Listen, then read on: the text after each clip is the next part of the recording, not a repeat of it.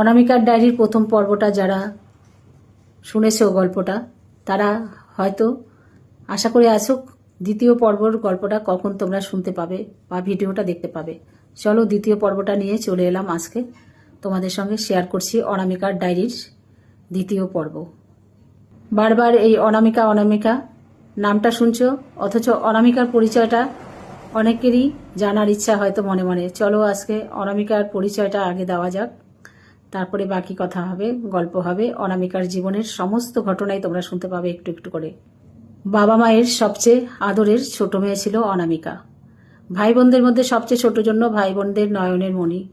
ভাই বোনেরা সবসময় যেন চোখে হারাতো, অনামিকাকে একটু না দেখতে পেলেই তারা খোঁজাখুঁজি শুরু করে দিত। এতটাই আদরের ছিল। মধ্যবিত্ত পরিবারের হলেও অনামিকা কোনোদিনও অভাব কি সেই জিনিসটা দেখেনি তাদের সংসারে। কারণ বাবা সরকারি চাকরি করার সঙ্গে সঙ্গে আরও অন্যান্য কাজ নিয়ে ব্যস্ত থাকতো, যার জন্য হচ্ছে অনামিকা তাদের পরিবারে যে অভাব সেই জিনিসটা কোনোদিনও বুঝতেও পারেনি। এবং হচ্ছে বাবাকে একদিন প্রশ্ন করেছিল যে বাবা, তো সবারই মাসের শেষ কথাটা শুনি, তো তোমার মুখে কোনোদিনও মাসের শেষ কথাটা শুনলাম না। তো বাবা তার অনামিকার উত্তরে হেসে বলেছিলেন যে দেখো, মাসের শুরুর থেকে যদি তুমি ঠিকঠাক চলতে পারো তাহলে মাসের শেষটাও কিন্তু শুরুর মতনই যাবে, একই ধারায় যাবে। তো তাই জীবনে সবসময় হিসাব করে চলতে হবে, যাতে মাসের শেষ বা মাসের শুরু বলে কিছু না থাকে। অনামিকার মা ছিল সাধারণ গৃহবধূ, আর ভাই বোনদের মধ্যে সবচেয়ে যে বড়দা ছিলেন তাকে অনামিকার ভাই বোনরা সবাই একটু বড়দাকে যেমন ভালোবাসতো তেমন কিন্তু ভয়ও পেত। কারণ শাসনের দায়িত্বটা ছিল বড়দার উপরেই। বাবা নানা রকম কাজে বাইরে ব্যস্ত থাকে, তাই অনামিকার বাবা বড়দার উপরেই দিয়েছিল শাসনের দায়িত্বটা। অনামিকা দেখতে ভারী মিষ্টি শান্ত স্বভাবের একটা মেয়ে, কিন্তু উচিত কথা বলতে সে কখনোই ছাড়তো না। ছোটবেলা থেকেই যেন উচিত কথা অর্থাৎ মিথ্যা কথা কেউ যদি বলতো, অনামিকা কিন্তু ছেড়ে কাউকে কথা বলতো না।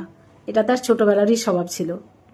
অনামিকার দিদি ও দাদারা দেখে ওকে সে আমার ছোট বোন মান্নাদের এই গানটা বারবার করতে জন্য অনামিকা ছোট বোঝে না, কান্না জুড়ে দিত। কিন্তু বড়দা যদি বাড়িতে এলো তাহলে কিন্তু সব কিছু আবার শান্ত হয়ে গেল। তখন যেন কেউ কিছু জানে না, কেউ কিছু বোঝে না, এরকম একটা পরিবেশ তৈরি হয়ে গেল বাড়িতে। অনামিকার বাবা সবসময় অনামিকার ভাই বোনদের সঙ্গে বন্ধুর মতো মিশত, তাই বাবাকে সবাই শ্রদ্ধা ভক্তি করলেও কিন্তু ভয় কেউ সেরকমভাবে পেত না, আর ভয় পেত এই বড়দাকে। অনামিকা বাড়ির সবচেয়ে ছোট জন্য অনামিকার জন্মদিন উপলক্ষে আগের 7 দিন থেকেই শুরু হয়ে যেত কাকে কাকে নেমন্তন্ন করা হবে, কাকে কাকে মানে দুপুরে নেমন্তন্ন হবে, কাকে রাতে নেমন্তন্ন হবে। কারণ দুপুরবেলায় ছিল একরকম আয়োজন, রাতে ছিল একরকম আয়োজন। দুপুরে যারা খাবে তারা ভাত সঙ্গে সবজি মাছ মাংস যা থাকবে, রাতে আবার লুচি। তো যাই হোক, এরকমভাবে অনামিকার জন্মদিনটা সব ভাই বোনেরা মিলে খুব ধুমধামের সঙ্গেই ওই অনুষ্ঠানটাকে ওরা উদযাপন করত, অনামিকার জন্মদিন।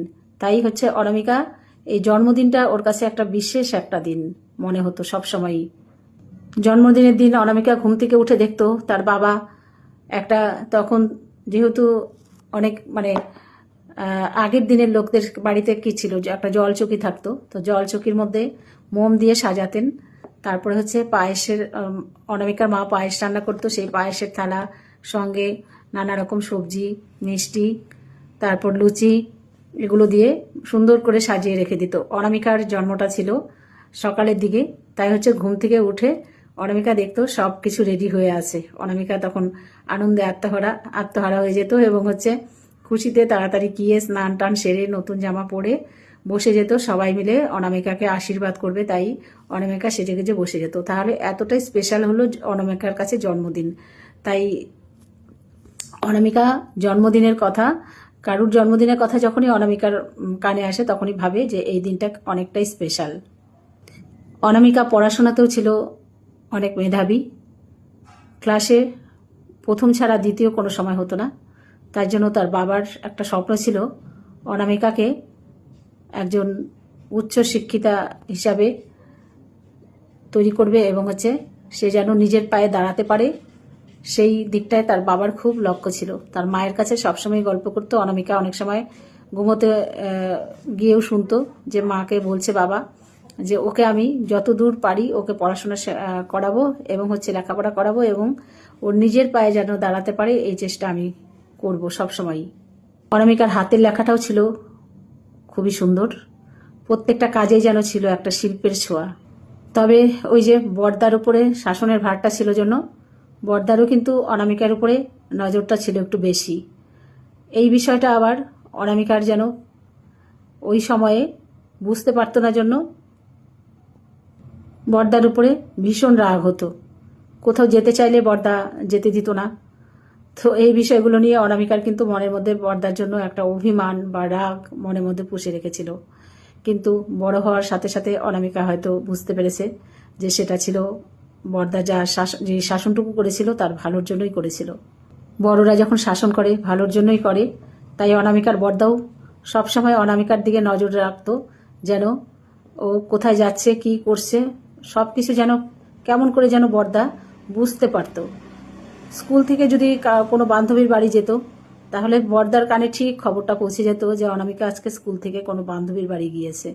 কেমন করে বড়দা এই খবরগুলো পেত অনামিকার মাথায় আজও ঢোকেনি সেই কথাটা। অনামিকা দেখতে দেখতে বড় হয়ে গেল। অনামিকা এখন 10ম শ্রেণীর ছাত্রী। অনামিকার একজন খুব কাছের বান্ধবী ছিল, তার নাম ছিল প্রতিমা। তারা যেমন সব কিছু শেয়ার করতো, আবার প্রত্যেকটা বিষয় নিয়ে তাদের আলোচনা হতো। সঙ্গে এই বড়দার বিষয়টা নিয়েও সবসময় আলোচনা হতো, বড়দা এত কেন শাসন করে আমাকে। তো প্রতিমাও তখন ছিল, ওরও বয়স কম ছিল, তাই বলতো তোকে এত শাসন করে তোর বড়দা, তো আমি যদি তোর জায়গায় হতাম না কবেই যেন আমি চলে যেতাম বাড়ি ছেড়ে। অনামিকারও মনে হতো এই প্রতিমার কথাটা শুনে যে সত্যি সত্যি আমাকে যদি কেউ নিয়ে যেত আমি বাড়ি ছেড়ে চলে যেতাম। কেন জানি একদিন মনে হলো এই কথাটা, আর বারবারই মনের মধ্যে রিপিট হতে থাকলো প্রতিমার কথাটা যে আমাকে যদি এরকম কেউ শাসন করতো আমি বাড়ি ছেড়ে চলে যেতাম। এরকম যখন মনের মধ্যে ওর দ্বন্দ্ব চলছে, সেই সময়ই সুমনের সঙ্গে অনামিকার দেখা স্কুলে যাওয়ার পথে। আজকে এই পর্যন্তই থাকলো গল্পটা। বাকি গল্পটা আবারও বলবো তোমাদেরকে 3য় পর্ব হিসাবে। তো আজকের গল্পটা কেমন লাগলো তোমরা অবশ্যই কমেন্টে জানাবে। অর্থাৎ অনামিকার ডায়েরি চলছেই। আজকের এই পর্বটা তোমাদের কেমন লাগলো তোমরা একটু কমেন্টে জানাবে। আর ভালো লাগলে একটু লাইক ও কমেন্ট করবে, অবশ্যই কমেন্টেই জানাতে হবে কেমন লাগছে গল্পটা। তারপরে আমি উৎসাহিত হয়ে আবার তোমাদেরকে 3য় পর্বটা নিয়ে আসবো। কথা বলতে গিয়ে অনেক সময় ভুল ভ্রান্তি হয়েছে, সেগুলো একটু ঠিকঠাক করে বুঝে নিও। কারণ প্রথম কোনো কারোর জীবনী নিয়ে গল্প বলতে শুরু করেছি, এখানে একটু ভুল ভ্রান্তি হতেই পারে। আর যদি কারোর জীবনের সঙ্গে ঘটনাটা মিলে যায় তাহলে একটু ক্ষমা দৃষ্টিতে দেখবে, কারণ এরকম অনামিকা প্রত্যেকটা ঘরে ঘরে আছে। তো আজ এই পর্যন্তই থাকলো। 3য় পর্ব নিয়ে খুব তাড়াতাড়ি আসবো। তোমরা চাইলেই গল্পটা আমি চালিয়ে নিয়ে যেতে পারবো। তাই বারবারই বলছি একটা কথা, একটা কমেন্ট করে উৎসাহিত করো প্লিজ।